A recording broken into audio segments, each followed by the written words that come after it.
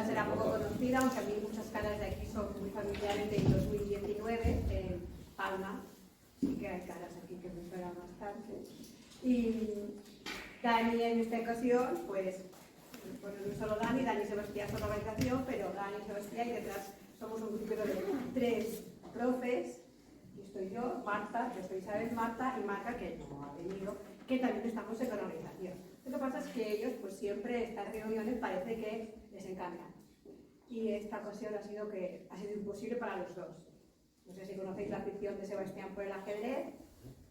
Es presidente de la Federación de Baleares y, bueno, está muy ocupado. Y Dani, bueno, es que mucho aprieta, o sea, que mucho abarca, poco aprieta, no la ha dado esta vez, no ha podido.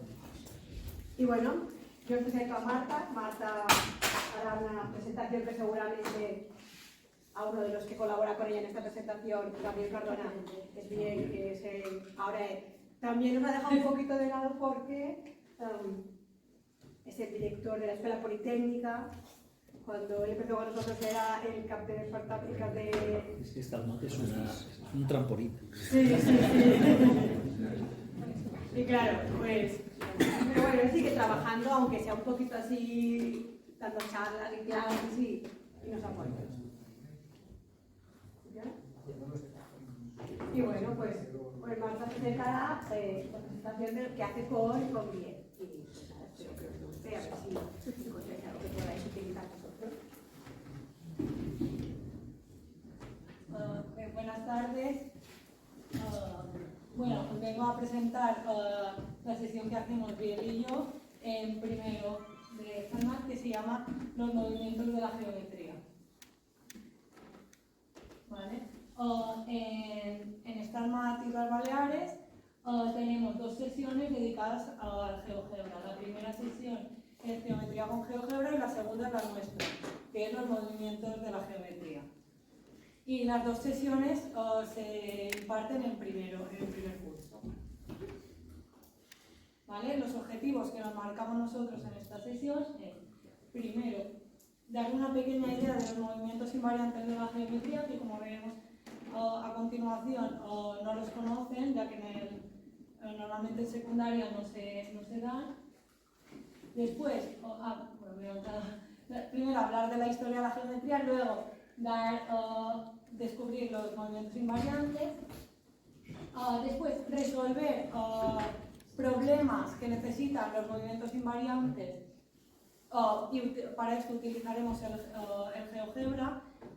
En uno de los primeros años que se hacía Starmat en las Islas Baleares, en esta reunión, Biel presentó esta sesión, pero esta sesión la cambiamos porque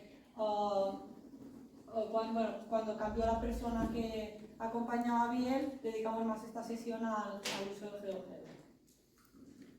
Y finalmente, descubrir equivalencias y propiedades entre los movimientos invariantes. Vale. El desarrollo de la sesión. La sesión está dividida en 3 partes. La primera parte, lo que hacemos es introducimos la historia de la geometría y descubrimos los movimientos invariantes. En la segunda parte resolvemos problemas y en la tercera vemos las propiedades y las equivalencias de los movimientos invariantes. En la primera parte, primero les explicamos un poco la historia de la geometría y les introducimos el nombre de Euclides, que posteriormente en cursos superiores, a lo mejor en el instituto sí lo han trabajado, pero la mayoría de nuestros alumnos de primero, que el año anterior, que vienen de haber hecho sexto y primero de eso, no conocen a Euclides. Y la primera pregunta que les hacemos es: ¿de dónde viene la palabra geometría? Bueno, como todos vosotros sabéis, la palabra geometría viene por una parte geo de tierra y metría de medida. Y cuando les separamos en 2, al final con un poco de ayuda, siempre suelen sacar que vienen estas 2 palabras. Entonces finalmente les decimos, vale, entonces cuando estudiamos la geometría lo que estamos estudiando es la medida de la tierra. Vale, aquí se pueden ver a nuestros estarmatitos pensando qué elementos conocen. Cuando les hacemos esta pregunta de qué elementos conocéis, ellos siempre van a lo que han visto en el colegio o en el instituto. Y entonces ellos dicen triángulo, cuadrado, polígono, punto, recta, ángulos, circunferencias, segmentos. Y alguno dice áreas, perímetro, bueno, o diagonales, ¿vale? Y nosotros les decimos, ¿vale? Y de estos movimientos, o sea, ¿y qué movimientos conocéis? Entonces se quedan un poco, no entienden que les preguntamos, les explicamos qué es un movimiento y qué significa que un movimiento sea invariante, que no varían las longitudes. Y entonces les decimos cuáles son los movimientos invariantes que conocéis. Y de entrada ellos no sacan ninguno de los movimientos, aunque cuando les empezamos, les sugerimos los tres movimientos: simetrías, giros y traslaciones. Normalmente giros, enseguida saben a qué nos referimos. Traslaciones, algún año han sabido qué era, pero la mayoría de años no lo sabían. Y simetría, les suena la palabra, pero no saben relacionarlo con las matemáticas. Entonces les hacemos la idea que entiendan la idea de un espejo. Bueno, les preguntamos en qué situación ellos ven una misma figura y entonces sacan el espejo y esta idea de simetría. Y esto sería un poco la idea de cada uno de los movimientos. Esto está hecho con el GeoGebra, pero nosotros en la sesión lo hacemos en la pizarra, lo hacen ellos. En la pizarra. Y después de esta primera parte, para introducir un poco los movimientos, les planteamos diferentes problemas. Como he dicho antes, utilizamos el GeoGebra. Hace unos cuantos años decidimos hacer una lección con el GeoGebra, un Classroom, porque así ellos pueden ir avanzando de manera más autónoma y nosotros también podemos ir viendo el progreso de cada uno de los alumnos. Tengo que decir que esta primera parte es una parte que la hacemos bastante guiada. Tenemos dividido en 8 actividades. Esto es lo que ellos ven cuando entran en... Bueno, esto es un enlace a la página donde ellos se inscriben y ponen su nombre. Y aquí están las 8 actividades a las que pueden acceder. Y bueno, ellos en todo momento pueden pasar de unas a las otras, aunque nosotros la primera parte les vamos guiando. ¿Vale? Aquí podemos ver lo que nosotros vemos como profesores, que es la evolución. Esta captura de pantalla es del año pasado y por eso los alumnos están individualmente. El año pasado por el COVID no se podían juntar y lo hacían individualmente, pero normalmente la sesión, quitando los 2 años del COVID, la han hecho en grupos. Y lo que podemos ver es, aquí vemos en qué tarea están en ese momento y aquí la tarea más lejos a la que han accedido. ¿Vale? Y les presentamos 3 problemas.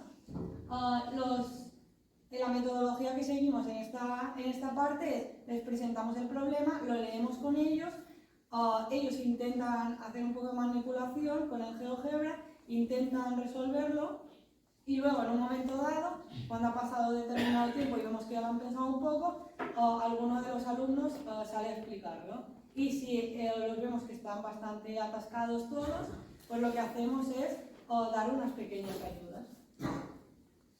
Los 3 problemas son el río y el caballo, el segundo es la carretera y el tercero la recta y el cuadrado. ¿Vale? El primero, el del río y el caballo, lo que nos dice es un caballo y un jinete que están situados en el punto R quieren volver al campamento que está en el punto C. Aquí tenemos el jinete y aquí estaría el campamento, ¿no? Pero el caballo necesita beber agua en el río. Nos dice que si C y R están situados al mismo lado del río, ¿cómo podría dibujar cuál sería la ruta más corta que tendríais que seguir? ¿Vale? Como he dicho al principio, no es la primera sesión que ellos hacen de GeoGebra. En una primera sesión les explican cómo funciona el GeoGebra, pero a lo mejor no han entendido o no han hecho algunas funciones que necesitan para desarrollar este problema. Inicialmente se quedan un poco bloqueados y nosotros les decimos, pues la manera más fácil o primera manera de resolver un problema es probando. Entonces, lo que está claro es que el punto tiene que estar entre el jinete y el campamento, no va a estar más atrás. ¿Y qué hacemos? Pues que les hacemos que pongan un punto sobre esta recta y que hagan el segmento que va de R a este punto y de este punto a C. Esto lo saben hacer. Lo que ellos no saben hacer es que les calcule cuánto sería la longitud que haría el jinete con el caballo.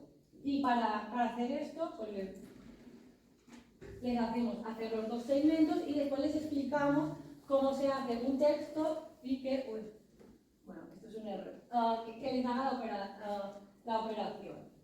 Bueno, aquí, esto es porque hice 2 veces la captura y se quedó, bueno, aquí en principio les da la solución, no es que la tengan que calcular, ellos directamente ya les da la suma hecha. Entonces ellos lo que se trataría es de que fueran moviendo el punto hasta que llegan a la solución.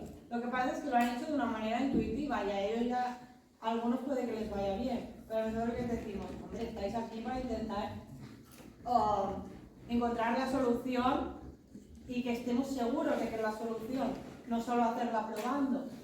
Y les decimos, pensar en qué hemos visto. A lo mejor hay que aplicar alguna de las cosas que hemos visto. Y entonces, algunos años ya con estas pequeñas pistas lo sacan, otros les acabamos diciendo que cuál es la distancia más corta entre 2 puntos siempre. Entonces nos dicen la línea recta. Y decimos, ¿vale? ¿Cómo podríamos simular el punto C para tener una línea recta, para que esté en una línea recta? Y entonces llegan, bueno, aquí se les ve probando diferentes opciones hasta que llegamos a que si hacemos el simétrico del punto C respecto de la recta, esta distancia y esta distancia son la misma, y entonces esto sería la distancia mínima y el punto donde corta con la recta sería el punto que daría la longitud mínima. Aquí sí que están la suma de las longitudes y la suma mínima.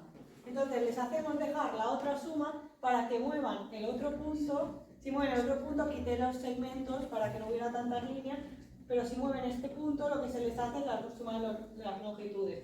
Ven que en todo momento siempre es mayor que la suma mínima, tanto si van hacia la izquierda como hacia la derecha. Y justo en el punto, pues les da la suma mínima. Después de haber hecho este primer problema, pasamos a la carretera. El problema de la carretera lo que nos dice es que una carretera está limitada por 2 líneas paralelas, que son L y M, y nos dice que queremos llegar del punto R al punto C. N que está situado en la otra parte de la carretera y que sabemos que tenemos que ir por la carretera el mínimo tiempo posible. Por tanto, la carretera se tiene que cruzar perpendicularmente. Y nos pregunta si sabríamos dibujar el camino más corto que tendríamos que hacer para ir de R hasta C. Bueno, lo primero que les decimos es que, igual que antes, simulen la situación para hacerlo por tanto, probando. Entonces, lo que tienen que hacer aquí es hacer una de R a un punto del que ellos quieran, aquí perpendicularmente, hacer perpendiculares si lo han aprendido en la sesión anterior, por tanto no hay ningún problema. Hacen la perpendicular hasta aquí y este punto lo hacen el segmento del punto este a C. ¿Vale? Aquí tendríamos la situación y lo que harían es ir moviendo hasta que encontraran la longitud mínima, y igual que como han aprendido en el problema anterior, ya saben hacer la suma para que directamente se la calcule.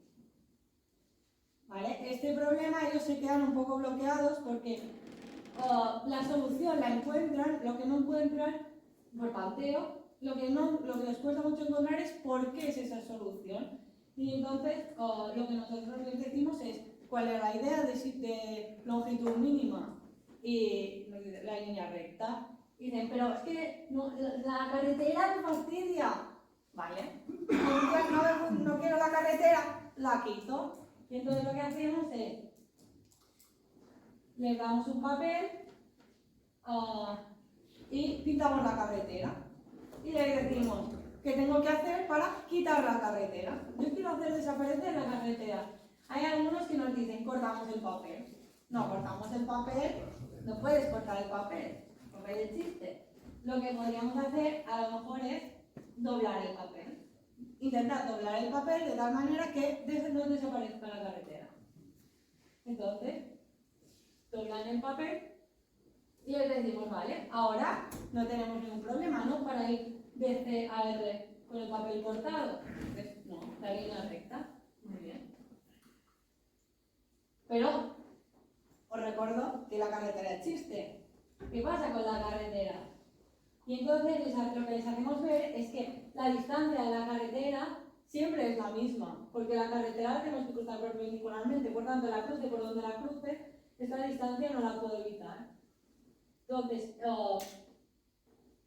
son capaces de ver que el punto, cuando habían pintado la línea de R a C, el punto que les queda de corte con la línea, o sea, con las dos líneas, es el punto de corte donde tienen que cruzar la carretera perpendicularmente. Y ellos aquí en este momento están súper contentos porque ya han resuelto el problema. Pero nosotros les decimos, no, pero recordad que lo estamos haciendo con GeoGebra. Por tanto, ¿cómo quito la carretera en GeoGebra? Y ellos se quedan un poco así. Les decimos, recordad lo que hemos aprendido al principio de la sesión. Y siempre hay alguno que nos dice, una traslación. Vale, muy bien. Trasladamos. ¿Cuál es el vector? Para una traslación necesito un vector. ¿Cuál es mi vector? Y enseguida ven que el vector es la carretera. Si no, pues podemos hacer la historia del papel y así seguro que ven que el vector es la carretera. Entonces, si subimos el punto C con vector, la distancia, la longitud de la carretera, del ancho de la carretera y la dirección de un punto al otro de la carretera, pues entonces subimos este punto C. Y aquí ya encontramos el punto de corte en línea recta y luego lo que hacemos es hacer la perpendicular. Y la idea es la misma que en el problema anterior, que después ellos manipulando vean que cualquier otra solución les da una suma más grande de longitudes que la longitud mínima de la solución que nosotros habíamos encontrado. Y para acabar esta parte tenemos el problema de la recta y el cuadrado. Este problema lo que nos dice es, observa el siguiente cuadrado, la recta L y el punto P. Nos dice, encuentra las coordenadas X, Y, tales que X esté encima de uno de los lados del cuadrado y que la coordenada Y esté sobre la recta. Y que P sea el punto medio del segmento XY. ¿Vale? Y este problema ellos pues van probando y algunos tienen alguna idea, otros lo que hacen es hacer líneas hasta que les hacemos reflexionar sobre los movimientos. ¿Tiene sentido hacer un giro aquí? No, pero una traslación tampoco acaban de ver cómo. Y luego la simetría dicen, es que yo haría una simetría, pero una simetría es que no tengo un eje de simetría. Bueno, pues también existen las simetrías, o sea, también se puede hacer la simetría respecto a un punto. Entonces, por aquí lo intentan y lo que se hace es, hacemos la simetría respecto del punto P, de L y del cuadrado. Realmente basta hacer una de las dos, pero si hacen las dos ya les salen directamente los puntos. Hay algunos que cuando tienen esto se quedan un poco bloqueados porque dicen, me salen demasiados puntos. Bueno, me salen demasiados puntos porque a lo mejor la solución no es única. Una cosa a la que muchos no están acostumbrados, a que las soluciones no sean únicas. Les decimos, vale, pues ¿cuál sería el punto que P es el punto medio? ¿Cuál sería el punto de la recta? Pues este y este punto le correspondería a este, ¿vale? Esto es nuestra idea, pero ¿realmente esto es así? Lo vamos a ver. Para eso tenemos el GeoGebra. Entonces lo que les hacemos hacer es que hagan el segmento de I a J, el segmento que va de G a H, y tenemos una función en GeoGebra que ellos conocen que es calcular el punto medio. Calculad el punto medio de cada uno de los segmentos y veamos cuáles son las coordenadas del punto P. Y aquí ven que siempre coinciden. Y aquí también lo que les hacemos ver es, vale, mi cuadrado, todo es muy bonito, pero ¿qué pasa si yo muevo el cuadrado? ¿Qué pasa si yo muevo la recta? ¿Qué pasa si muevo el punto P? Bueno, me cambian todas las coordenadas, pero siempre coinciden. Por tanto, vemos que nuestro razonamiento parece correcto. ¿Vale? Y ahora pasamos a la tercera parte, que es, han visto aplicaciones de los movimientos invariantes a problemas concretos y les decimos, vale, pues ahora vamos a intentar ver propiedades y equivalencias utilizando el GeoGebra. Esta parte sí que es mucho más autónoma y no estamos, así como en la segunda parte vamos parando y vamos explicando, aquí vamos más por grupos o individualmente explicándolo y si no es una cosa que nos encontramos que justo vayan por el mismo apartado muchos, no lo hacemos en la pizarra para intentar pues que a lo mejor si solo han llegado al primero, pues que intenten el primero o que pasen al siguiente, pero no tanto dar las soluciones. ¿Vale? Hay un resultado que dice que dos simetrías axiales son equivalentes a un giro. ¿Vale? Entonces nosotros lo que les decimos es, dadas dos simetrías, ¿cómo construiríamos el giro? Esta construcción se la damos nosotros. Y también les damos esto. Primero en eso, les hacemos la pregunta y les damos esto. Entonces nosotros lo que les decimos es, este es el resultado de la primera, el amarillo es el resultado de la primera simetría. Luego hacemos la simetría y nos da la segunda simetría, que es la naranja, y hacemos el giro.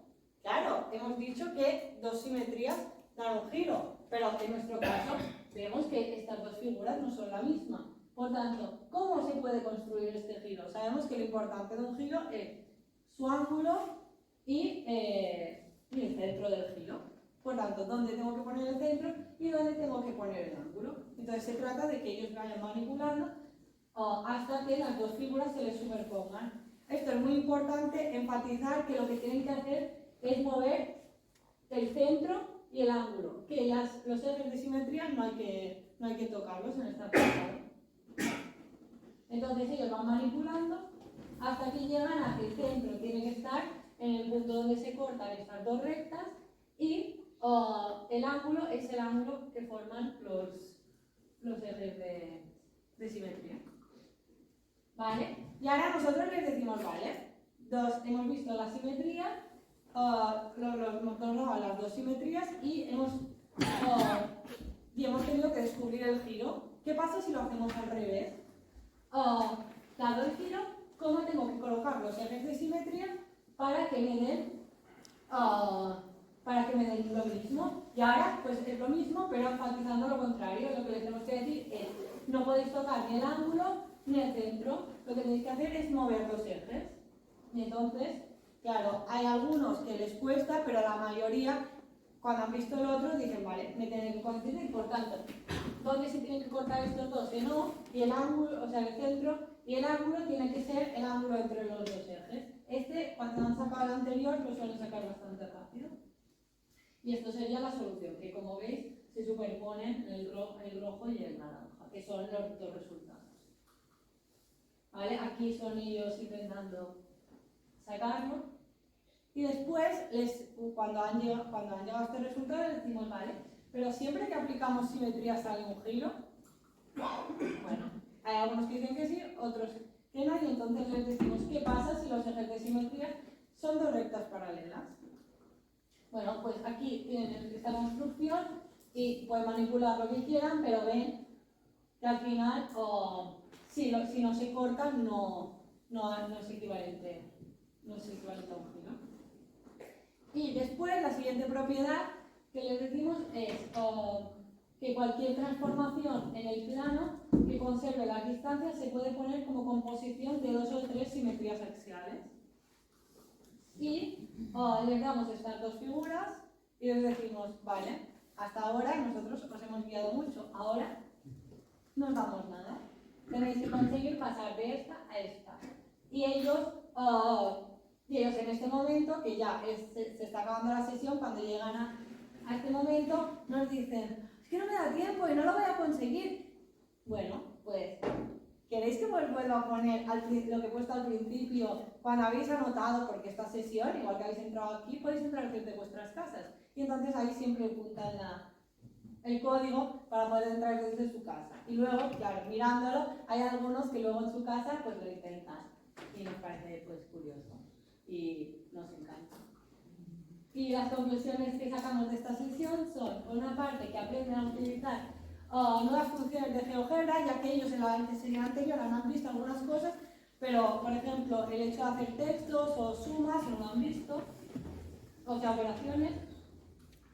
Luego también descubren los movimientos invariantes de la geometría y sus propiedades de manera manipulativa, ya que, como he comentado al principio, no es una cosa que se suele ver en secundaria, ni ellos lo han visto ni en cursos posteriores se suele ver. Después trabajan la resolución de problemas con ayuda de giros, simetrías y traslaciones. Y se trabajan diferentes técnicas para llegar a equivalencias entre los movimientos invariantes, que es un poco de empezar a trabajar el razonamiento matemático. Y muchas gracias por vuestra atención.